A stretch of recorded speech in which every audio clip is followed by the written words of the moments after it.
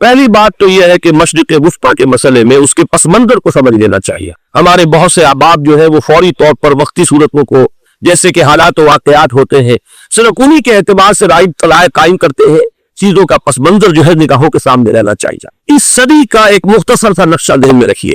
یہ 20ویں صدی کے آغاز کے وقت جسے ہم پورا کہتے ہیں مڈل ایسٹ، بلکہ صرف مڈل ایسٹ نہیں، پورا شمالی افریقہ کا سلطنت عثمانیہ کا حصہ تھا. خلافت عثمانیہ، لیبیا، الجزائر، مصر، پورا حجاز، یمن، پورا عراق، شام، اور یہ شام ہی کے حصے ہیں در حقیقت اردن اور لبنان، یہ سب یہ شام عرب، عراق عرب، یہ پورا علاقہ خلافت عثمانیہ یہ اس کا حصہ تھا. پہلی جنگ عظیم میں انگریزوں نے عربوں کو بغاوت پر آمادہ کیا، غداری پر آمادہ کیا. انہوں نے خلافت عثمانیہ کے خلاف بغاوت، بیج بوئے ان کے دلوں کے اندر نفرت میں، ابھارا انہیں کہ تم ترکوں کے غلام کیوں ہو، تمہیں خود حاکم ہونا چاہیے، تم کھڑے ہو جاؤ، ہم مدد کریں گے، تم بغاوت کرو، تم ان ترکوں کے خلاف ہماری مدد کرو، ہم تمہیں آزاد کر دیں گے، تم اپنے پاؤں پر خود کھڑے ہو جانا. یہ بہت ہی ہمارے لیے دردناک المیہ ہے اس پہلی جنگ عظیم کا. کرنل لارنس جیسا شخص، برطانوی استعمار، اور اس کے نتیجے میں عربوں نے بغاوت کی. اور اس قدر دردناک بات آپ کو بتا رہا ہوں، میں پہلی مرتبہ جب سن 62 میں حج کے لیے گیا مدینہ منورہ میں، ابھی وہ ریل کے انجن کھڑے ہوئے تھے. یہ ترکی کے زمانے میں، سلطنت عثمانیہ کے زمانے میں بغداد سے مدینے تک ریلوے لائن تھی. یہ پورا ایک عالم سلطنت عثمانیہ، سلطنت خلافت عثمانیہ، پوری ٹرینیں جو ہے ترکوں کی اڑائی گئی، ہزاروں ترکوں کو شہید کیا گیا، یہاں تک کہ صحن حرم میں شہید کیے گئے سینکڑوں ترک. یہ جرم تھوڑے نہیں ہے، معمولی نہیں. آج جس کی سزا مل رہی ہے معلوم ہونا چاہیے کہ وہ جرائم کون کون سے تھے. اب بھی جو لوگ گئے انہوں نے دیکھا ہوگا ترکی کا قلعہ موجود ہے اوپر پہاڑی کے اوپر. حرم کا جو سب سے بڑا دروازہ ہے باب ملک عبدالعزیز، اس کے سامنے ایک لائبریری ہوتی تھی، اب تو غالباً وہ بھی گرا دی گئی ہے. اس کے پیچھے پہاڑی پر ترکوں کا قلعہ ہے پرانا، اس پر توپیں موجود تھی. جب بغاوت ہوئی ہے جو حرم میں آئے ہوئے تھے ترک فوجی وہ تو نماز پڑھنے آئے ہوئے تھے، ان کو وہاں ذبح کیا گیا ہے. اور ترکوں نے اپنی توپیں استعمال نہیں کی کہ کہیں بیت اللہ کو کوئی قدم نہ پہنچ جائے. بہرحال یہ غداری ہوئی ہے پہلی جنگ عظیم کے دوران، اور نہ صرف ترکوں کے، عربوں نے کی ہے. جیسا کہ میں نے کہا تھا، دو ہے سب سے بڑے مجرم روح ارضی کے اوپر امت مسلمہ کے طبقات. ہمارا پنجابی سپاہی بھی جا کر انگریزوں کی مدد کر کے ایلن بی کو قبضہ جو لے کر دیا بغداد کا، اس میں ہمارے مسلمان پنجابی سپاہی بھی شامل تھے. یہ خون چکاں باب ہے ہماری تاریخ کا اس صدی کا. لیکن اس کے بعد سلطنت عثمانیہ کے ٹکڑے ہو گئے، چیچڑے ہو گئے. ایک انگریز نے لکھا ہے یہ جملہ، ذہن میں گجا ہوا جملہ، کہ تاریخ میں یہ بات ثبت ہو جائے گی کہ ایک انگریز نے اس سلطنت کے ٹکڑے کر دیے کہ جو عمر فاروق نے قائم کی تھی رضی اللہ تعالیٰ عنہ. یہ پورا عالم، یہ تمام علاقہ اس نے فتح کیا گیا. یہ بات ہاتھ بدل گئے تھے، ترک آ گئے، خلافت عثمانیوں کے پاس چلی گئی، لیکن یہ سلطنت تو حضرت عمر رضی اللہ تعالیٰ عنہ کے زمانے سے چلی آ رہی تھی. اس کو ایک انگریز کرنل نے، اور اس نے بغاوت میں آمادہ کر کے عربوں کو اور ترکوں کے پیٹھ میں چھرا ڈپوا کر ان کے ذریعے سے اور ٹکڑے کر دیے. لیکن جب جنگ ختم ہوئی، اب انہوں نے کہا کہ اب ہمیں آزادی دیجئے. اب انہیں معلوم ہوا کہ غداروں کو دنیا میں کیا ملتا ہے. ٹکڑے کر دیے گئے. یہ حصہ عراق یہ انگریز کے پاس رہے گا، شام کا یہ علاقہ یہ فرانسیسیوں کے پاس رہے گا، مصر پر انگریزوں کا تسلط رہے گا، لیبیا اطالویوں کے پاس رہے گا. لے دے کر یہ جو علاقہ تھا حجاز، کیونکہ وہاں کچھ ٹھائل ہے، بوادی غیر ذی زرع، یہ عربوں کے پاس چھوڑ دیا گیا. اس وقت جو بادشاہ ہے شاہ حسین اردن کے، ان کے دادا سب سے بڑے غدار وہی تھے، لہذا ان کو اس علاقے کی بادشاہ سے. اس کے بعد نجد سے تحریک اٹھی ہے، وہ سعودی جو خاندان ہے وہ نجد سے اٹھا تھا. نجد میں اس وقت کچھ بھی نہیں تھا، وہ تو صرف ریت کے تودے سے کچھ بھی نہیں، لہذا ادھر کسی استعماری قوت کو دیکھنے کی ضرورت ہی نہیں. وہ تو بعد میں تیل برآمد ہوا، اس کی حیثیت ہو گئی، اور یہ امارات کا علاقہ جو ہے اس کی دنیا میں اب گویا کہ یوں سمجھیے کہ جو سب سے زیادہ اہم علاقے ہو سکتے ہیں روح ارضی کے نقشے پر، ان میں سے ایک وہ ہو گیا. لیکن یہ اس وقت کی بات میں کر رہا ہوں، کوئی حیثیت نہیں تھی، لہذا اس کو چھوڑ دیا. یہ ہے تاریخی پس منظر، یہ لکیریں جو کھینچی گئی ہے. یہ ایک ملت اسلامیہ کو جو قومیتوں میں تقسیم کیا گیا، پھر نعرے لگوائے گئے، المصر للمصریین، الشام للشامیین. اب شامی ایک علیحدہ قوم ہو چکے ہیں، مصری ایک علیحدہ قوم ہو چکے ہیں، عراقی ایک علیحدہ قوم ہو چکے ہیں. یہ ساری تقسیمیں استعمار کی پیدا کرنا ہے، اس کا کوئی تعلق اسلام کے ساتھ. اب ضرورت تو اس بات کی تھی کہ استعمار کے پنجے جب یہاں سے کچھ ہٹے، دوسری جنگ عظیم کے بعد ایک دور آیا، امریکہ ابھرا ہے دنیا کی عالمی سطح پر سیاست میں. اس کے ہاں کچھ آزادی کے تصورات تھے، اس نے بھی سپورٹ کیا. برطانیہ کمزور ہو چکا تھا، وہ اتنے بڑے علاقے کو بھول نہیں کر سکتا تھا. ہندوستان بھی آزاد ہوا، پھر یہ کہ اور دوسرے علاقوں سے بھی ان کو پسپائی اختیار کرنی پڑی. استعمار کے پنجے جس طرح بھی ہوئے، ان کے سینوں سے, अरबों के सीनों से जो है गोया कि वो हटे.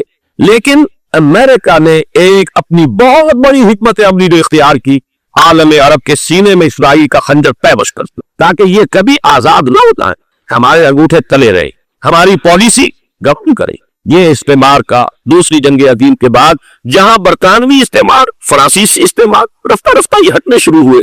सदर नासिर ने अंग्रेजों को उठाकर फेंका मेडिटेरेनियन में और दूसरी जगहों से. अलजायर ने आजादी हासिल की फ्रांस से, अतालवियों से जो है लीबिया वालों ने आजादी हासिल की. ये हो गया, लेकिन एक खंजर पैबस्त कर दिया गया इसराइल का सीने अरब. इस सूरत हाल में जाहिर बात है कि एक तो बड़ी आइडियल पोजीशन थी कि पूरा आलम इस्लाम मुत्तहिद हो, लेकिन वो तो बहुत दूर का ख्वाब मालूम होता है. अल्लामा इकबाल से बड़ा कोई नकीब नहीं है मिल्लत इस्लामी की वहदत का. एक हो मुस्लिम हरम की पासबानी के लिए नील के साहिल से लेकर काबखा के काशवर, लेकिन उन्हें भी अपने लेक्चर्स में कहना पड़ा कि इस वक्त जो सूरत हाल है पूरे आलम इस्लाम की एक वहदत बन जाना तो तकरीबन नामुमकिन नजर आ रहा है. अगर किसी तरह एक कॉमनवेल्थ ऑफ मुस्लिम नेशंस वजूद में आ जाए तो भी बड़ी कामयाबी होगी, लेकिन उससे भी पहले ये तो ज्यादा आसान था कि आलम अरब एक वहदत की शक्ल इख्तियार कर. ये तो एक कौम है, अक्सर और बेशतर एक नस्ल या ज्यादा दो नस्लें कहती थी. शुमाली अफ्रीका में बर्बर नस्ल भी है, बाकी तो सब अरब. ये पूरा आलम एक नस्ल, एक जबान, पूरे इतने रकबे के ऊपर बोले जाने वाली एक जबान, ये तो एक हो जाए. अफसोस ये है कि इसका एक हो जाना एक शख्सियत उमरी थी जो मजहबी मिजाज की शख्सियत थी, जो दीनी मिजाज की हामिल शख्सियत थी. अगर उसकी क़यादत में आलम अरब मुत्तहिद हो जाता तो वाक़अतन एक बहुत बड़ा जो है मरहला वो तय हो जाता पूरी आलमी मिल्लत इस्लामिया की एक वहदत इख्तियार करने का. वो शख्सियत थी शाह फैसल शहीद की. और इस लफ्ज के साथ ही आपके ज़हन में आ गया होगा क्यों उन्हें शहीद कर दिया गया, किसने किया कराया, कहां से तालीम हासिल करके आया था वो जिसने शहीद किया शाह फैसल शहीद. उसकी गर्दन पर कौन सवार थी, वो यहूदी लड़की के जिसके फोटो भी शाये हुए, एक गर्दन को उठाए खड़ा हुआ शहजादा अपनी एक यहूदी दोस्त को, लड़की को. और वही है कि जिसने जाकर पिस्तौल से शहीद किया है. अच्छी तरह जान लीजिए, जैसे 12 मैंने अर्ज किया है कि हजरत उमर को शहीद करने वाला कहने को अबू लुलू फिरोज था, लेकिन उसके पूछे पूरा ईरानी नस्ल परस्ती का जो पूरा पस मंजर है, उसे तो हर शख्स इसकी जरा भी निगाह जो है जो सिर्फ मंजर को ना देख रही हो, पस मंजर को भी देखने वाली हो, वो तो जान देगी कि अबू लुलू फिरोज एक फर्द का नाम नहीं था, वो ईरान का इंतकाम था आलम अरब से. बिल्कुल इसी तरीके से ये अमरीकी इस्तेमार का हथकंडा था, उसे महसूस हुआ. शाह फैसल मजहबी मिजाज का शख्स ये उभर रहा है, और ये शाह फैसल की हिकमत अमली का अगर आप अंदाजा कीजिए, लाहौर में समिट कॉन्फ्रेंस हुई, उसमें वो आए, सबसे टावरिंग पर्सनैलिटी पूरे उस वक्त आलम इस्लाम के शाह फैसल की थी. और वो गोया के एक बहुत ही जिसको कहा जाए कि एक बहुत एल्डरली, एक बुजुर्गाना एक शख्सियत जो है, और उन्होंने अपनी दौलत के दरवाजे, अरब में वो मशहूर थे कि निहायत खसीस और बखील इंसान है, इसलिए कि वहां वो खर्च करते थे हिसाब किताब के साथ साथ, लेकिन उनके खजाने खुले हुए थे आलम इस्लाम के लिए. इधर भी मदद है, उधर भी मदद है, इधर भी काम हो रहा है, उधर भी काम हो रहा है. फिर उन्होंने तेल का हथियार इस्तेमाल करके एक दफा अमरीका को दिन में तारे दिखा दिए, लिहाजा उनका हटाया जाना सीन से ये अमरीकी इस्तेमार के लिए लाजिम था. अब ले देकर रह रहे कौन सेकुलर मिजाज के लोग. पहली अटेम्प्ट जमाल अब्दुल नासिर ने की, नाकाम हो गया. कद्दाफी साहब ने कोशिश की कि वो उनकी जानशीनी हासिल कर ले, नाकाम हो गया. अब एक तीसरी शख्सियत सद्दाम हुसैन की, मुल्हिद है, इस्लाम से कोई सरोकार नहीं, बास का फलसफा, सेक्युलरिज्म प्लस अरब नेशनलिज्म, ये उसूल है. लेकिन ये है कि ये शख्सियत अबू बकर ऐसी आई है कि इससे इस वक्त ये जान लीजिए, मैं अमेरिका में भी अरबों से मिलकर आया हूँ, सऊदी अरब में भी मैं को देख आया हूँ. नौजवान नस्ल जो है अरबों की, पूरा जो दूसरे अरब ममालिक है जहां पर के मजहब का इतना चर्चा ही नहीं है, पूरा फिलिस्तीनी अरब, जॉर्डन के अरब, शामी अरब अवाम, वो सब के सब सद्दाम के पीछे है. इसलिए कि उन्हें नजर आ रहा है कि एक शख्स फिर ऐसा पैदा होकर सामने आ गया है जो शायद आलम अरब को फिर यूनाइट कर. और ये है असल वो शय कि जो अमेरिका के लिए किसी सूरत में काबिल कबूल नहीं. दौलत के ये जखायर, खलीज की ये दौलत, सयाल सोना और उसके जखीरे, और ये किसी तरीके से ये अमेरिका के ज़ेरे असंदर है. ये है वो शय जो उसे बर्दाश्त नहीं है. वो कोई अरबों की मोहब्बत में नहीं आया, 2.5 लाख सौदी लेकर. वो कोई शाही अरब जो खानदान है सऊदी, उससे उसकी कोई दिलचस्पी नहीं. कोई पता नहीं कि वो खुद उनको हटा दे और वहां पर कोई जमहूरी ढांचा जो है वहां पे खड़ा करवा दे खुद अमेरिका. इसलिए कि सऊदी अरब में मैं देख आया हूँ, हालात अगर अच्छी, जाहिर बात है कि ज्यादा गहराई में तो वहां जाने का मौका ही नहीं होता, बहुत ही मुस्तबिद हुकूमत है. लेकिन साफ नजर आ रहा है कि इस वक्त दोनों तबके नौजवानों के जो है वो शाही खानदान के सरे खिलाफ जो वहां पर जदीद मुसक्कफ तबका है, जदीद तालीम याफ्ता, जो बाहर पढ़कर आया है अमेरिका में और कहीं और वो कसीर तादाद में, वो साफ सवाल कर रहे हैं कि ये बिलियंस और बिलियंस ऑफ डॉलर्स के जो हमारा खर्चा आता था हमारे हथियारों के ऑर्डर जा रहे थे, वो कहां गए? कुल 65,000 फौज, और अरब के पास, सऊदी अरब के पास उतने टैंक भी नहीं है जितने के यमन जैसे गरीब मुल्क के पास। हमारा रुपया ये गया कहां? ये सवाल है जो हर शख्स के के सामने है। अब हमें अपने मामलात को खुद संभालना होगा। इसी तरीके से जो मजहबी तबका है, और वहां है बड़ी तादाद में मजहबी तबका नौजवान जिनमें बड़ा जज्बा है, और उनका वो जोश जिहाद उन्हें जिहाद अफगानिस्तान तक लेकर आया। सैकड़ों अरब नौजवान यहाँ जो है शहीद हुए। अपने मुल्क में तो उन्हें बोलने की भी कोई इम्कान नहीं है, लेकिन यहाँ वो जज्बा जो अंदर अंदर परवान चढ़ रहा है, वो जज्बा उन्हें लाया है, और अफगानिस्तान की सनलाखवारियों के अंदर उन्होंने जामे शहादत पेश किया है। वो तबका भी शदीद मुखालिफ हो चुका है कि इन्होंने अमरीकियों को बुलाकर, उनमें यहूदी भी है, ईसाई तो है ही है, यहूदी है, यहूदी औरतें हैं जो कुछ अब वहां बेहयाई और बेपर्दगी के मनाजिर नजर आ रहे हैं। ये सरजमीन अरब, मैंने अमेरिका में तकरीर सुनी है, इस्मा के जो फाइनल उनका एक सेशन था, Islamic society of north America, जिसमें मैं मदऊ किया गया था, उसी लिए मैंने ये सफर किया था। एक नौजवान ने जो तकरीर वहां पर की है, वाकया ये है कि मैं हैरान रह गया उसकी जुर्रत का। उसने कहा कि हुजूर ने फरमाया था कि जजीरा नुमा अरब में 2 दीन जमा नहीं हो सकते, और आज शाही खानदान की सिर्फ अपनी हुकूमत को बचाने के लिए अमरीकियों को इतनी बड़ी तादाद में बुला लिया गया है, जिनमें मोबाइल चर्च भी है, मोबाइल सिनेगॉग्स है, यहूदी मर्द और औरतें जो है दंदनाते फिर रहे आज अरब की सरजमीन पर। लिहाजा जो मजहबी तबका है वो इस पर शदीद रद्द-ए-अमल जो है उसके अंदर पाया जाता है। ये हालात है जो मैं आपके सामने चाहता था कि रखूं। ये वो शामत अमाल है। एक तरफ ये कि वो शख्सियत जो है सद्दाम हुसैन की, वो कोई पसंदीदा शख्सियत नहीं, लेकिन ये कि उस शख्सियत को तकवीयत देने वाले भी तो यही लोग थे। इन्हें खतरा था ईरान के इनकलाब से कि उसी किस्म का कोई इनकलाब हमारे यहाँ ना आ जाएगा। लिहाजा इनकलाब ने ईरान को एक्सपोर्ट न होने दे, इसलिए उन्होंने इसी सद्दाम हुसैन को बिलियंस और बिलियंस ऑफ डॉलर्स की मदद दी। आज वही है, अरबी की तो कहावत भी है, सम्मिन कल्बक, या को लोग अपने कुत्ते को खिला बिला के मोटा करो, किसी रोज तुम ही को काटेगा। आज वो तो इन्हें काट रहा, लेकिन ये कि उसका जो इलाज तजवीज हुआ है वो इंतहाई खौफनाक है। 2.5 लाख अमरीकी वो इस्तेमार के पंजे जो बमुश्किल आलम अरब के सीने से जो गड़े हुए थे इस इस्तेमार में, मुश्किल हटे थे कि एकदम अब वहां पर खबरें आ रही है, फरांसीसी भी आ रहे हैं, बरतानवी भी आ रहे हैं, कहां से फौजी आ रही, और वहां पर 2.5 लाख सिर्फ अमेरिकन आर्मी का, उसमें तकरीबन 1.5 लाख तो पहुंच चुकी। और जो भी होगा वहां पर, जैसा कि मैंने अर्ज किया है, इस कदर खौफनाक सीन है। मैंने बहुत से हजरात वाकिफ होंगे, कई मरतबा मैंने हवाला दिया है मौलाना सैयद हामिद दिया रहमहुल्लाह का। उन्होंने एक दफा मुझे बताया था कि अहादीस में जो कुर्ब क़यामत के हालात और वाक़यात की पेशिनगोई आ गया, उनमें यह है कि वो जो आखिरी जंग होनी है जो कि दज्जाल के खिलाफ होगी मुसलमानों की, और जिसमें कि हजरत मसीह अलैहिस्सलाम का नुज़ूल होगा, जिसके सिलसिले में उससे पहले एक जंग होगी बहुत खौफनाक। और अजीब अल्फाज उनके ये थे कि उसमें एक तरफ मुसलमान और ईसाई और यहूदी तीनों होंगे। ये बात समझ नहीं आती थी कि मुसलमान और यहूदी एक जगह कैसे जमा हो सकते थे। आज वो नक्शा नजर आ गया। आज इसराइल, अमेरिका, सऊदी अरब, अब ये एक है, बल्कि चलते आइए, मिस्र, इसराइल, सऊदी अरब और जो भी इनके हवारी है वो सब सब में खड़े, और उनके ऊपर सियादत किसकी? अमेरिका की।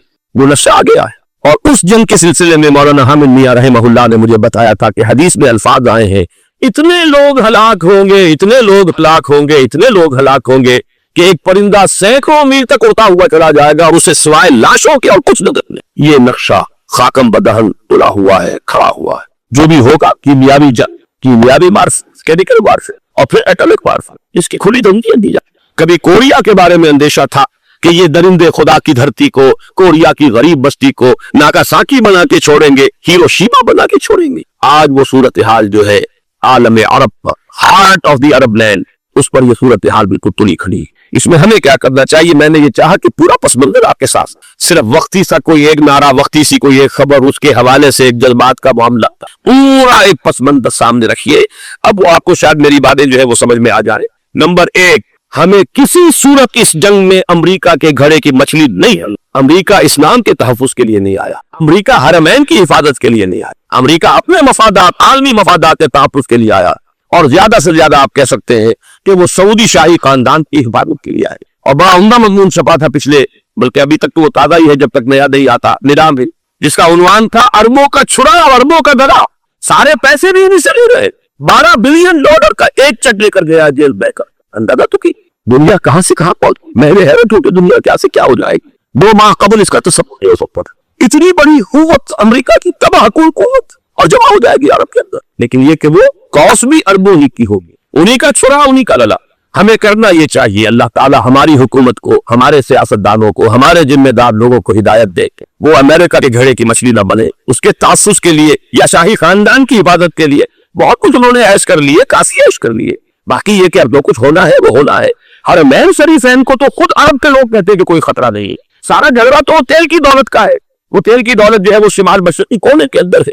بلکہ یہ کہ جو رد عمل پیدا ہوا عالم اسلام میں اور سعودی عرب نے خود اس کے مذہبی نوجوانوں میں امریکی فوجوں کی آمد کے خلاف اس کا جواب دیا گیا رابط عالم اسلامی کی طرف سے کہ یہ جو بھی جنگ کا محاذ ہے, جو فوجیں ہیں, یہ حرمین سے تو 1500 کلومیٹر دور ہے. تو حرمین کو تو کوئی خطرہ نہیں, خطرہ ہے امریکہ کے عالمی مفادات کو. آج آپ کو معلوم ہے دنیا دو طبقوں میں بٹی ہوئی ہے, دی ریچ اینڈ دی پور. یہ جو اقوام ہے, جو 6-7 قومیں شمار ہوتی ہے دنیا کی دولت مند قومیں, ان کے لیے خطرہ ہے کہ یہ اگر ہم ان کا جو سب سے بڑا ذریعہ ہے اس کا صنعت کا یہ تیل اگر اس کو کچھ ہو گیا تو ان کی سب کی اکانومی جو ہے وہ دم دھرام سے زمین بڑھا جائے گا. وہ بھی برابر ہوتا رہ جائیں گے دنیا کے دوسرے ملکوں کی. یہ اس کی حفاظت کے لیے آیا. ہمارے نوجوان کو آج میں سوچتا ہوں کاش کہ ہمیں معلوم ہو, ہمیں وہ تاریخ دورانی نہیں چاہیے کہ ہم نے پہلی جنگ عظیم میں انگریزوں کے استعمار کے پنجے گڑوانے کے لیے اپنی جانیں دی. پنجاب کا نوجوان, پنجاب کا مسلمان سپاہی بھی جا کر LNP کو قبضہ دلوانے کے اندر اور بغداد پر قبضہ کرانے میں اس کے تعاون کیا, اس کی کیا آج بھی وہی تاریخ اپنے آپ کو دہرائے گی؟ آج ہمارا فوجی جائے گا وہاں پر امریکہ کے تحفظ کے لیے, اس کے مفادات کے تحفظ کے لیے. پہلی بات یہ کہ ہرگز نہیں ہونا چاہیے. ہونا کیا چاہیے؟ پہلی کوشش یہ ہو کہ یہ بین الاسلامی معاملہ بنے, مسلمان امت آئے, امریکی فوجیں جائیں, فرانسیسی جائیں, برطانوی جائیں. ہاں اس صورت میں کہتا ہوں پاکستان کا ایک ایک بچہ وہاں جائے اور اپنی جان قربان کر, اس لیے کہ یہ قرآن کا حکم ہے. بَإِن طَائِفَتَانِ مِنَ الْمُؤْمِنِينَ اقْتَتَلُوا فَأَصْلِحُوا بَيْنَهُمَا فَإِن بَغَتْ إِحْدَاهُمَا عَلَى الْأُخْرَى فَقَاتِلُوا الَّتِي تَبْغِي حَتَّى تَفِيءَ إِلَى أَمْرِ اللَّهِ فَإِن فَأَصْلِحُوا بَيْنَهُمَا بِالْعَدْلِ وَأَقْسِطُوا إِنَّ اللَّهَ يُحِبُّ الْمُقْسِطِينَ. امت مسلمہ کو حکم دیا گیا اگر مسلمانوں کے دو گروہ لڑ پڑے تو تم صلح کراؤ, اور اگر ایک فریق زیادتی پر تلا رہے, اڑا رہے, تو اب سب مل کر اس سے جنگ کرو یہاں تک کہ اسے اللہ کے حکم کے آگے جھکا دو.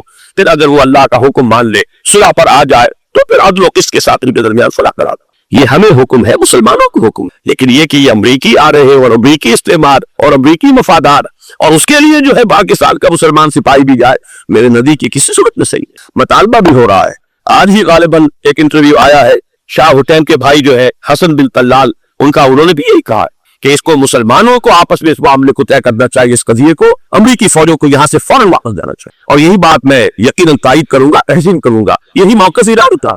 ایران عراق کے خلاف جو UNO کے سینکشنز ہے کہتا ہے ہم اس کی پابندی کریں گے, لیکن امریکہ کو یہاں سے نکلنا چاہیے. یہ مسلمانوں کا اپنا معاملہ وہ آپس میں طے کریں.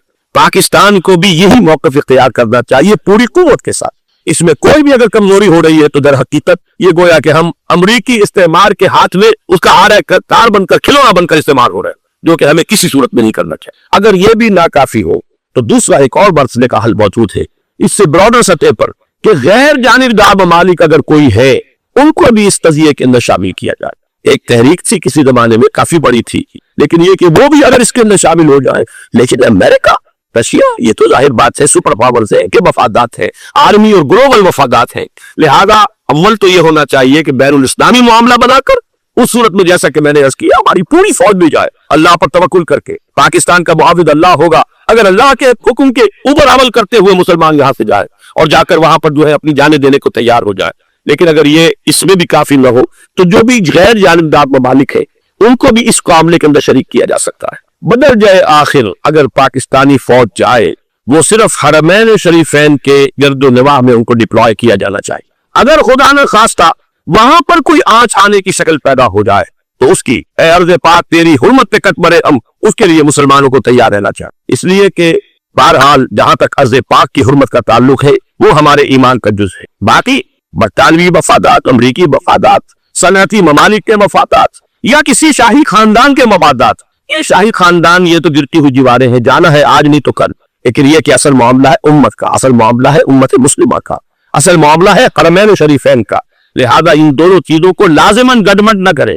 آپ حضرات کے علم میں ہے کہ اس سے پہلے ایران کی طرف سے بار بار مطالبہ ہوا کہ حرمین کو بین الاسلامی کنٹرول میں دے دیا جائے اور سعودی عرب کا اس کے اوپر سے جو انتظامی عمل دخل ختم کر دیا جائے. میں نے کبھی تائید نہیں کی, اس لیے نہیں کی کہ میرا مشاہدہ ہے, میں گیا ہوں بارہا, سعودی عرب کی حکومت نے چاہے خود بھی بڑے بڑے محل بنائے ہیں لیکن حرمین کی خدمت کے اندر بھی کوئی کمی نہیں کی. اس پر انہوں نے اربوں ڈالر اس پر بھی خرچ کیا ہے. اس کے اوپر انہوں نے उस हज के इंतजामात पर पूरी हुकूमत जो है वो अपने आप को लगाए रखती है। लिहाजा इस एतबार से कोई कमी की बात नहीं वहां पर आई कि जिसके लिए जरूरत हो कि उनका अमल दखल वहां से खत्म किया जाए।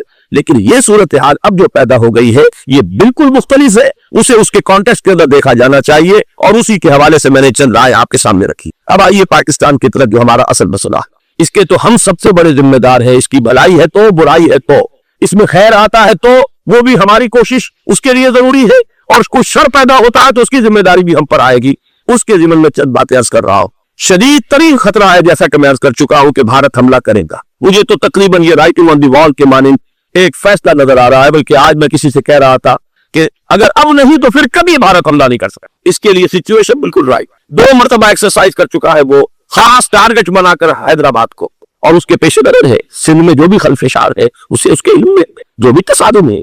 अब भी अगरचे इस वक्त की जो हमारी अंदरूनी सियासत है ये उसका करिश्मा सामने आया है कि जीएम सैयद साहब को एक्सोनरेट किया जा रहा है, उनको मुहिब्बे वतन का खिताब दोबारा दिया जा रहा है। वो शख्स जिसने इस्लाम के खिलाफ इंतहाई जहरीली बातें की, वो शख्स जिसकी किताब अब पाकिस्तान टूट जाना चाहिए, वो लाखों की तादाद में हिंदुस्तान से छपकर आई या तकसीम हुई है, आज उसे समझ दी जा रही है। यह है हमारी अंदरूनी सियासत के करिश्मे। मैं उस पर तफसील से नहीं जाना चाहता, लेकिन कुछ शख्स की देखिए, वो जो अल्लामा इस्माइल का शेर है कि बुतकरे में बरहमन की कुख्ता जुन्नारी भी देख, देख काबे में शिकस्ते रिश्ते तस्बीह शेख, और बुतकरे में बरहमन की कुख्ता जुन्नारी भी देख। के नजर ये आ रहा है कि उसने रिहा होते पहला बयान ये दिया है कि हमारी पहली तरजीह ये है कि पाकिस्तान टूट जाए और हिंदुस्तान के साथ हम एक इंडिपेंडेंट स्टेट की हैसियत से कॉन्फेडरेशन कायम करें, सिंधु देश confederation with India independent of Pakistan. फिर दूसरी तरजीह भी है, तीसरी आखिरी तरजीह ये है कि पाकिस्तान को 5 रियासतों में तकसीम कर दिया जाए और एक लूज कॉन्सिडरेशन हो, बस इसके सिवा कुछ नहीं। 5वीं भी वो उर्दू वालों के लिए नहीं, मुहाजिरीन के लिए नहीं, उनके लिए तो उनके पास कुछ नहीं है। 5वीं भी पंजाब में से काट कर सराय की सूबा बनाया जाए और सिंध में तो बहरहाल उर्दू बोलने वालों को सिंधी कर रहना हो। ये उस शख्स का रिहाई के बाद भी बयान है जिसे आप सनद दे रहे हैं कि वो मुहिब्बे वतन है, और वो गद्दार नहीं है, वो पाकिस्तान का मुखालिफ नहीं है। बहरहाल ये हालात जो है इंतहाई खौफनाक है हमारे। आज कश्मीर में जो सूरत हाल है हिंदुस्तान के लिए इंतहाई तशवीशनाक, जो बदनामी उसको मिल सकती थी मिल चुकी है। और ये आपने देख लिया, वो अमेरिका बहादुर जो 1.5-2 लाख आदमी लेकर पहुंच गया सऊदी अरब में, उसने उंगली तक नहीं उठाई है कि कश्मीर में भारत क्या कर रहा है। ये है इनकी डबल स्टैंडर्ड्स, ये है इनकी बेईमानियां कि भारत जो कुछ कर रहा है वो आज अगर जुल्म हो रहा है कुवैत में इराकियों के जरिए, पूरे वर्ल्ड टेलीविजन पर, CNN पर, फला पर और अखबारात में, आज भी एक लंबा मजमून मैंने अखबार में पढ़ा है। लेकिन यह है कि कश्मीर में क्या हो रहा है कहीं तस्करा नहीं हो। यह है दुनिया के अंदर दयानत और अमानत और शराफत का हाल, और बैनुल अक़वामी सियासत जो है उसके डबल स्टैंडर्ड्स। लिहाजा जो बदनामी भारत को आ सकती थी वो आ चुकी। हिंदुस्तान से एक नौजवान मुसलमान सहाफी दिल्ली से आए थे, नई दुनिया एक पर्चा निकलता है उसके तरफ से, वो दौरा करके गए, मुझसे भी लाहौर में मिले थे, तकरीबन 1 महीना 1.5 महीना हुआ। उनके अल्फाज सुनकर मैं कांप गया थे। उन्होंने कहा था कि भारत की हुकूमत इसके ऊपर तुली हुई है कि चाहे एक और आखिरी कश्मीरी को भी हलाक करना पड़े, वो कश्मीर के अंदर कभी भी कोई मामला जो है कश्मीर की आजादी या कश्मीर को पाकिस्तान के लिए जाने के लिए तैयार नहीं। क्या बिगड़ेगा उसका? आप समझिए कि अगर 80-90 करोड़ कौम की एक कौम है, 1 करोड़ आदमी खत्म कर, उनका दिल तो जो है उस पर दुखेगा नहीं। हाल हमारा ये है कि हम तो कुछ चेहरे पे नहीं कर सके, हम तो अपनी सफाई देते रहे कि नहीं हमारा कोई हाथ नहीं, हमने कुछ नहीं किया है, हमारा कोई इसके अंदर अमल दखल नहीं है। बस यही हमारी डिप्लोमेसी का शाहकार रहा। ये हाल है पाकिस्तान का। लिहाजा भारत का वो मामला जो है, मैंने जैसा कि आपके सामने मुख्तलिफ फैक्टर्स गिनवा दिए थे, अंदरूनी उसकी सियासत, अंदरूनी खलफिशा, वो तो अब आकर रहेगा। अल्लाह ये कि अल्लाह ताला के कब्ज़े कुदरत में हर शय वो टाल दे तो टाल दे।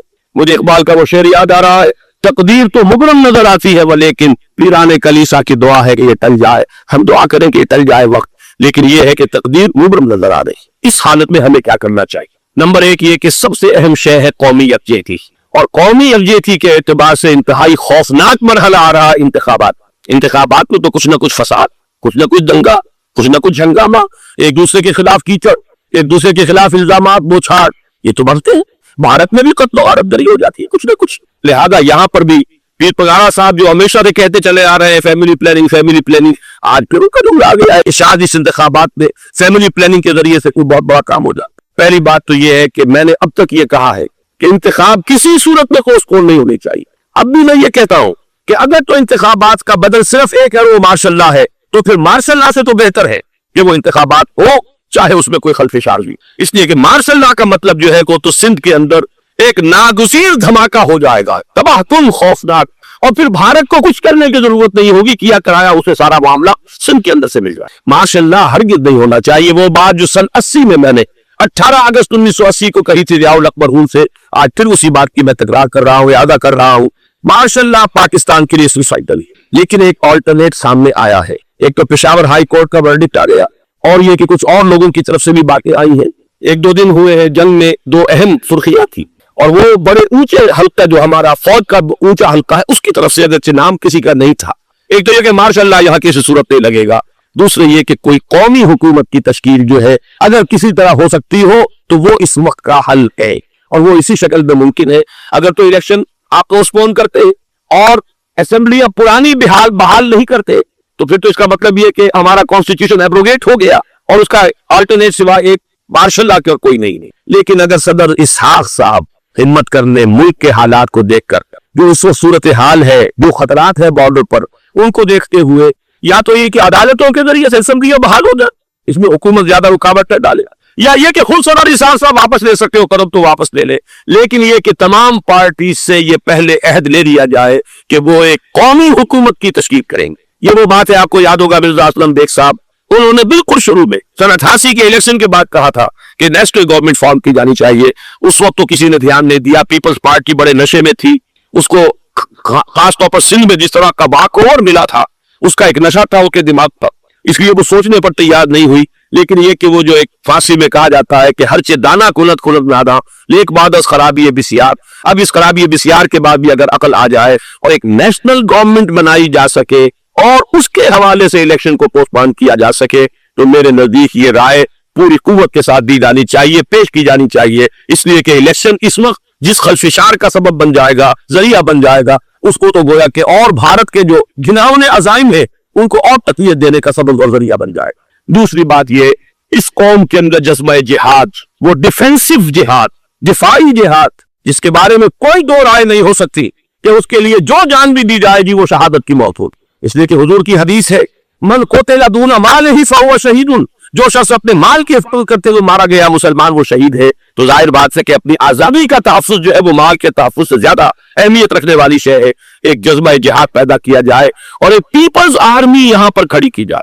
अवामी फौज सिर्फ नहीं कर सकेगी तहफ्फुज़ जब तक कि पूरी कौम जो है वो फौज की शक्ल इख्तियार न कर ली। लेकिन जाहिर बात है कि इसका भी इम्कान उसी सूरत में होगा जबकि कोई ऐसी हुकूमत वजूद में आ गई हो कि जिसमें ऑपोजिशन और गवर्नमेंट का झगड़ा जो है वो ऊपर न चल रहा हो, वो आपस की माद आराई न हो, तभी कोई पीपल्स आर्मी जो है उसका तस्वुर जो है सामने आ सकता है। अल्लाह ताला तौफीक दे कि हम उसको भी कर सकते। आखिरी बात, आज मैं सोच रहा था कि हुजूर को अल्लाह ताला ने दो तलवारें देकर भेजा था। एक तलवार कुरान, जाहिलहुम बिही जिहादन कबीरा, ऐ मोहम्मद ये है आपकी तलवार, इसके जरिए जिहाद कीजिए, कला कमा कीजिए जाहिलियत कदीमा का भी, कला कमा कीजिए जाहिलियत जरीदा का भी, और ये बेयकीनी कर को रफा कीजिए, ईमान पैदा कीजिए। ये है कि जो आज हमारे पास वो जिहाद बिल कुरान के हवाले से है। और दूसरा हथियार था दीन हुवल्लज़ी अरसला रसूलहू बिल हुदा व दीनिल हक़्क़ लियुज़हिरहू अला दीन कुल्ली, वो निज़ाम में अदल इज्तिमाई। वो जो वाक़या ये है कि अगर उसका नमूना दुनिया को दिखा दिया जाए तो पूरी दुनिया उसे कबूल करेगी, इसलिए कि दुनिया तो प्यासी है। दुनिया मुख्तलिफ निजामों को ट्राई करके थक चुकी, उसने जमहूरियत का तजर्बा भी कर लिया है जिसने सरमायादारों की आमरीत की शक्ल इख्तियार कर ली। दुनिया ने कम्युनिज्म का तजर्बा भी कर लिया है, वहां से भी पसपाई इख्तियार कर रही है नौ इंसानी। लेकिन यह कि वो निजाम में अदल इज्तिमाई तो हमारे पास था। पिछले साल आपको याद होगा यहाँ पर दिसंबर के महीने में उसके ऊपर सेमिनार हुए थे, सियासी निजाम, माशी निजाम और माशरती निजाम, अखलाकी निजाम, वो पूरा निजाम जिंदगी जो है वो हमारे पास है जिसके लिए ये मुल्क लिया गया था, इस्लामी इंकलाब पर पा करके, और यहाँ पर उस दीन को कायम किया जाए। मैं चंद बातें भारत के हवाले से कहना चाहता हूँ। भारत के सिलसिले में हमसे बहुत बड़ी बड़ी कोताहियां हुई हैं हिंदू कौम के हवाले से। पहली कोताही ये हुई कि हमने 800 या 1000 बरस तक हुकूमत की। अगरचे सूफिया ने कुछ तबलीग की यहाँ पर, लेकिन इल्मी सतह पर, इंटेलेक्चुअल लेवल पर कोई तबलीग का काम नहीं की। हिंदुओं की जो आला जात के लोग हैं, और हिंदू जहन है फलसफियाना जहन, उस फलसफियाना जहन को हमने कभी समझने की कोशिश नहीं की, उस तक हमने दीन की दावत को नहीं पहुंचाया।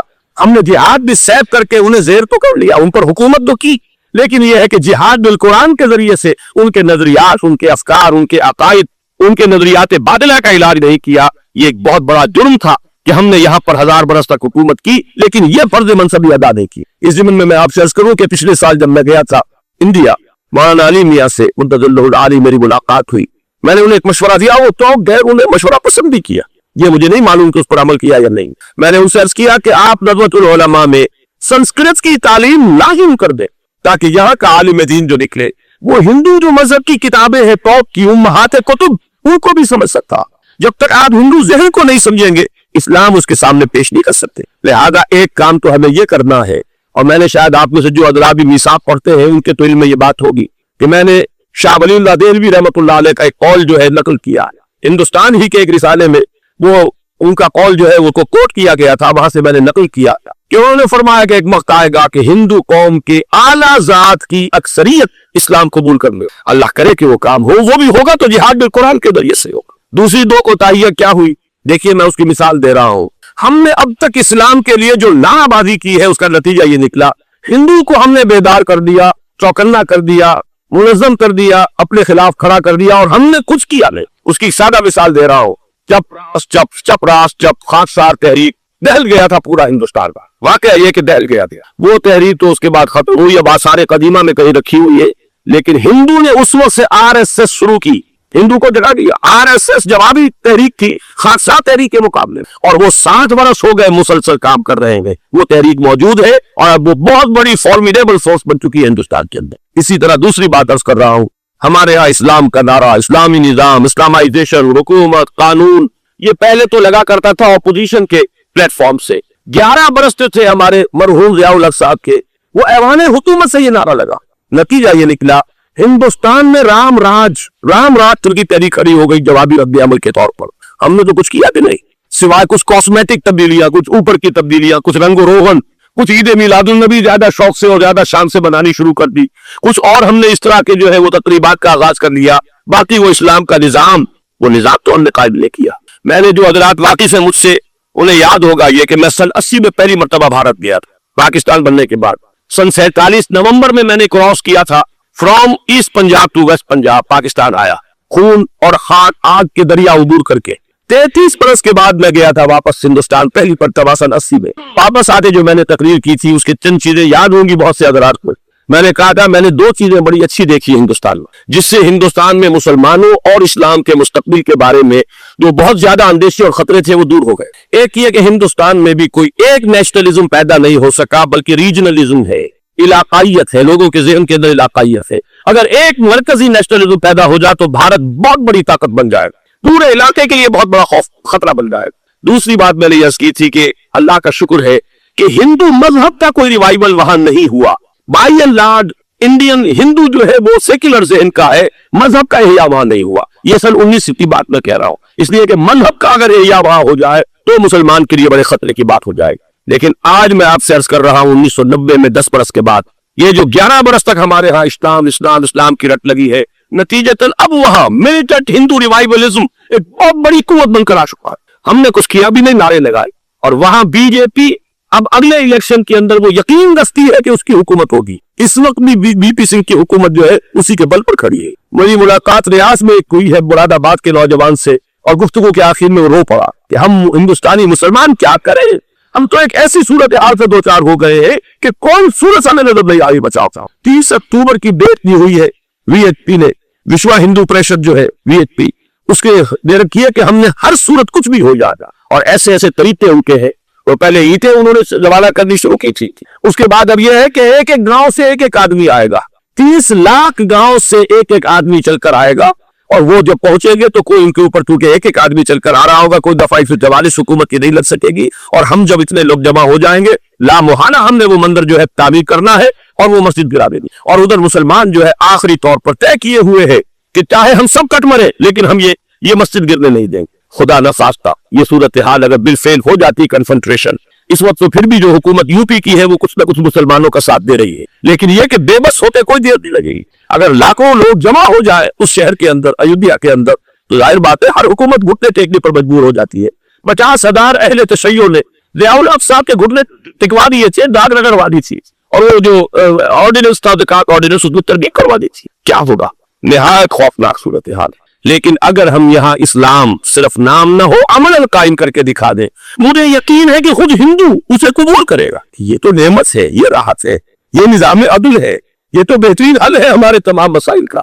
لیکن یہ کہ اگر ہم نے وہ کام نہ کیا, وہ اسلامی انقلاب کی طرف پیش قدمی نہ کی, وہ جاہدہم بہ جہادا کبیرہ کے ذریعے سے ایمان اور ایمان کے ساتھ اس کا لازمی نتیجہ وہ ایک جد و جہد, انقلابی جد و جہد, اور اس کے نتیجے میں پاکستان میں اسلامی انقلاب لا کر اسلام کے نظام عدل اجتماعی کو قائم کرنا, یہ ہے دوسرا کرنے کا اصل کام, اور یہ ہے در حقیقت جو ہمارے تمام مسائل کا حل ہے.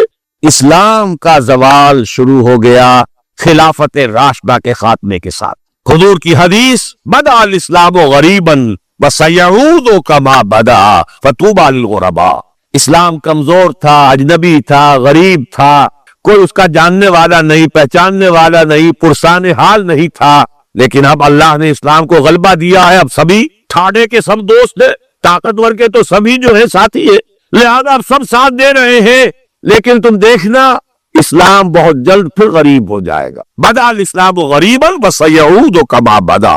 فعل مضارع پر جب سین آتا ہے وہ ہے مستقبل قریب, اد قریب اسلام پھر غریب ہو جائے. اس کے بعد سے اب تک کی تاریخ اگر میں بیان کروں تو پھر صبح ہو جائے گی.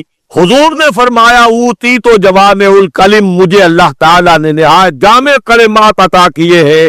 ایک حدیث کے حوالے سے اب تک کی تاریخ 14 برس سے چند سال کم کی تاریخ ایک حدیث میں. مسند احمد ابن حنبل کی روایت, نعمان ابن بشیر رضی اللہ تعالیٰ عنہ راوی. غالباً یہ کتاب کا یہاں تقسیم ہوا ہوگا, اس میں یہ حدیث کے ٹیکسٹ موجود ہیں. میں اگر لفظ معاملہ لے کر چلوں گا تو معاملہ مشکل ہو جائے. ترجمہ بھی, متن بھی, یہ 4 ورقہ ہے. جنہیں نہیں ملا وہ جاتے ہوئے لیتے جائیں ضرور. حدیث کا لب لباب کیا ہے؟ حضور نے اپنے دور سے لے کر قیامت تک 5 ادوار گنوائے ہیں تاریخ کے.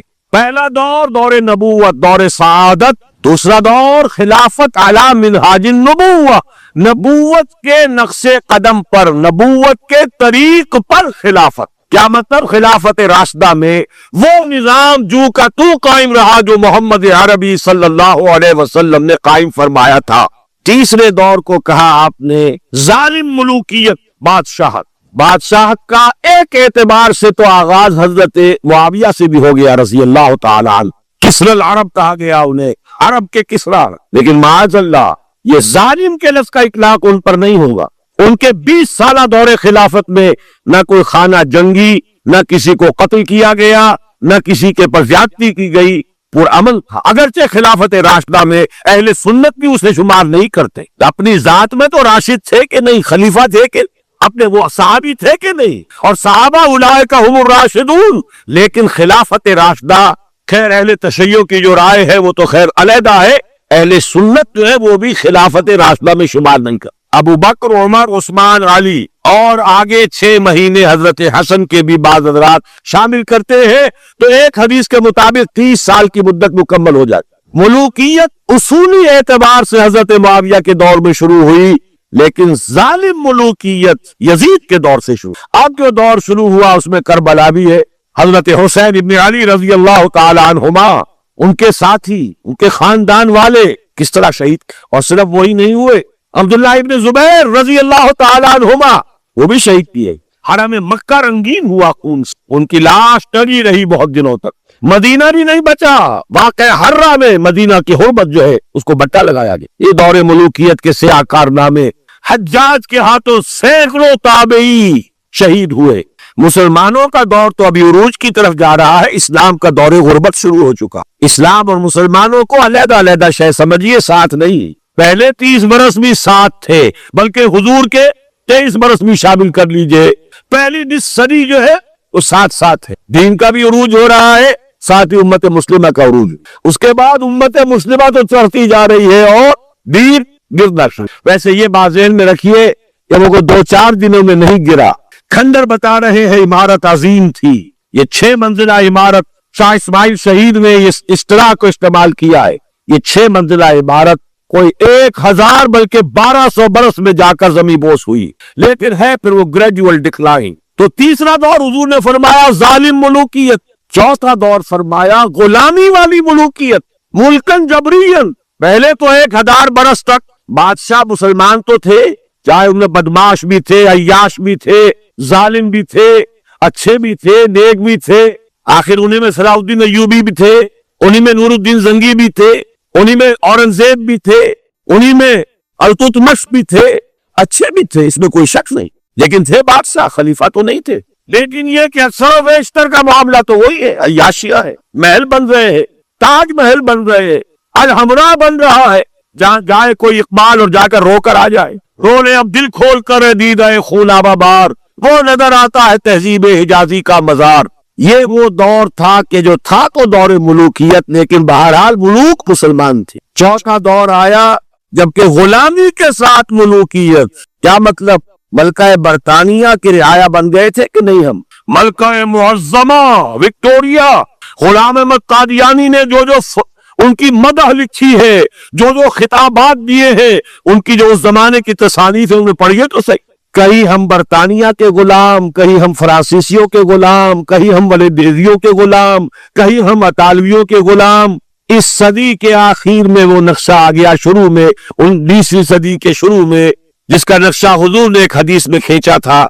सहाबा से आपने फरमाया एक वक्त आएगा यूशिकु अन तदा अलैकुमुल उमम, कि दुनिया की कौमें तुम पर एक दूसरे को दावत देंगी कि ये तर्द वाला मौजूद है, आओ और नोच खसोट कर खाओ, इधर से हम खाएंगे उधर से तुम खाओ, ये तुम ले जाओ ये हमारे पास रहेगा। मिस्र अंग्रेजों के पास रहेगा, इराक अंग्रेजों के पास रहेगा, शाम फ्रांसीसी ले जाए और लीबिया अतालवी ले जाए और मोरक्को और टूनिस ये सब जो है ये फ्रांसीसी ले जाए, हस्पानिया सहारा ले जाए, ये सब ले जाओ, आओ टिक्का बोटी करके खा जाओ। सल्तनत उस्मानिया खत्म, 1924 में खिलाफत भी खत्म, नाम की खिलाफत, हकीकी खिलाफत नहीं थी। फिर भी जैसा कि मैंने आपको बताया बड़ी ताकत थी उस खलीफा अगर जिहाद का ऐलान कर देता उस गए गुजरे दौर में भी, तो जैसे कि उस अंग्रेज कमांडेंट ने कहा था कि लाखों मुसलमान निकल आएंगे सरों से कफन बांधता, किसमें कुछ। ये था चौथा दौर और था नहीं अभी है। यहां से अब जरा बात शुरू हो रही है, अच्छी तरह समझ लीजिए। कहने में तो ये आता है और तारीख भी ये बताती है, हकाइक भी कुछ इस तरह के हैं कि इस सदी के आगाज में तो इस्लाम और मुसलमान दोनों इंतहाई जवाल को चले गए, उसके बाद से उरूज शुरू हुआ है कुछ। तकरीबन 25 बरस में तमाम आलम इस्लाम आजाद हो गया। सन 47 में पाकिस्तान बन गया, मशरकी और मगरबी पाकिस्तान 2 खितों पर मुश्तमिल। इंडोनेशिया आजाद हो रहा है, मलेशिया बन गया है, एक एक करके अरब ममालिक आजाद हो रहे हैं। तमाम मुसलमान ममालिक तकरीबन अक्सरियत वाले आजाद हो गए। लेकिन यहां से नोट कीजिए, दम लिया था न क़यामत में हुरूज, फिर तेरा वक्त सफर याद आया। ये जो कॉलोनियलिज्म था जिसकी बिसात लपेटी गई है इस सदी के वस्त में, ये क्रिश्चियन कॉलोनियलिज्म था। अंग्रेज कौन थे? ईसाई। फ्रांसीसी कौन थे? वलंदेजी कौन थे? हस्पानवी कौन थे? अतालवी कौन थे? ये ईसाइयों की कॉलोनियल हुकूमतें, नौ आबादियाती हुकूमत, वो बिसात जरा तय हुई थी। कैन उसी वक्त वर्ल्ड बैंक कायम हुआ, कुछ अरसे बाद IMF कायम हुआ और उस साजिश का सारा सिलसिला शुरू हो गया जो खलीज की जंग के बाद अवाम के सामने भी अलम नशरा कर दी गई। वो साजिश क्या, इसे समझ लीजिए। चौथा दौर अभी जारी है। उसको मुख्तसर तौर पर तो यूं कहूंगा कि एक सैलाब आ रहा है न्यू वर्ल्ड ऑर्डर के नाम से। न्यू वर्ल्ड ऑर्डर, और न्यू वर्ल्ड ऑर्डर असल में क्या है? बराह रास्त हुकूमतें नहीं होगी दूसरों की, इन्हीं में से लोगों को बिठाओ, लेकिन मालियाती शिकंजे ने जकड़ लो। काम ये करे, मेहनत ये करे, सुबह से शाम तक मुशक्कत ये करे, अपने सूदी निजाम से, अपने वर्ल्ड बैंक से, अपने IMF से उनकी मेहनत और उनकी कमाई की मलाई खींचते चले जाओ, छाछ इनको भी देते रहो। ये पूरा फलसफा यहूद का है, ज़ायनिज्म के नाम से जो दुनिया में चल रहा है। यहूद का कहना यह है कि असल इंसान सिर्फ हम हैं। 13 मिलियन या 14 मिलियन, 1.5 करोड़ से भी कम इंसान दुनिया में यहूदी। वो कहते हैं असल इंसान हम है, बाकी ये 6 अरब जो भीड़ नजर आती है दुनिया में, ये असल में हैवान है, शक्लें इंसानों की सी है। ये गोयम्स है, ये जेंटाइल्स है। इन गोयम्स और जेंटाइल्स का खून चूसना हमारा हक, जैसे गाय का दूध पीना हमारा हक, बैल को हल में जोतना हमारा हक, घोड़े को टांगे में जोड़ना हमारा हक। अलबत्ता गाय को भी कुछ चारा तो डालना पड़ेगा ना, भूखी मरेगी तो दूध कहां से लोगे? घोड़े को भी शाम को कुछ दाना डालोगे तो अगले रोज उसे टांगे में जोत सकोगे। इस दर्जे में इस बकिया नौ इंसानी को सबसिस्टेंस लेवल के ऊपर तो बाकी रखो, बाकी इनकी मेहनत इनकी कोशिश, इनकी जिद्दोजहद। घोड़े पर अगर आपने जो भी टांगे बांध है, उसने अगर 100 रुपए शाम तक कमाए हैं तो 20-25 तो 12 घोड़े पर भी डालेगा, बाकी उसकी कमाई।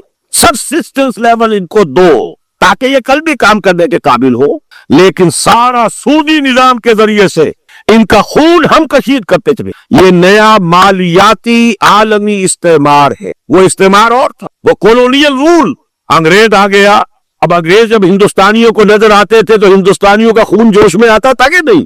बगावत करते थे, मारते थे, फिर वो हिंदुस्तानियों को मारते थे। तो मार रहे हैं और मर रहे हैं, यक्तलूना व युक्तलून। हासिल क्या है? हमें आम खाने से गरज है, पेड़ गिनने से क्या फायदा? अगर हम इनकी कमाई, इनकी मेहनत उसे कशीद करते चले जाएं, उसको खींच कर ले जाएं, वो खाम का इनके ऊपर बराह रास्त हुकूमत करने से हासिल क्या है? ये है चौथा दौर जिसकी नई शक्ल सिर्फ बदल गई है। पूरे आलम इस्लाम में हुकूमत में वही लोग बैठे हैं, अदल बदल वो करवाते रहते हैं। एक ज्यादा बदनाम हो गया या हो गई, चलो इसको हटाओ, दूसरा ले आओ।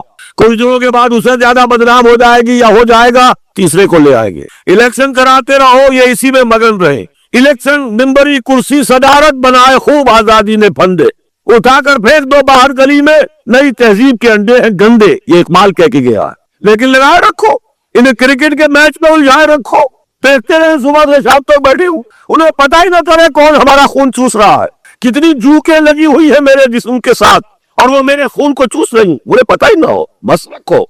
इकबाल ने तो कहा था ना, मस्त रखो जिक्रो फिक्रे सुबह गाही में इसे।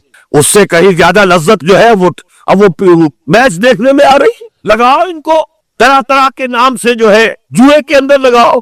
ये तमाम धंधे इसलिए है, ये इसमें मगन रहे हैवानों की तरह। और ये भी नोट कर लीजिए, ये भी उनके प्रोटोकॉल में है, अखलाकी एतबार से इन्हें करप्ट कर दो। इन्हें तमीज न रहे बेटी में और बीवी में, इन्हें तमीज न रहे मर्द और औरत में। हैवान, बिल्कुल हैवान। हैवान इंसानियत कहीं रह गई तो किसी और बगावत का अंदेशा है। औरत को बाहर निकालो घर से, उसे समय महफिल बनाओ, उसे हथियारों, उसे इश्तिहारों का मौजू बनाओ। मोटरसाइकिल का इश्तिहार है तो औरत, चाय का इश्तिहार है तो औरत।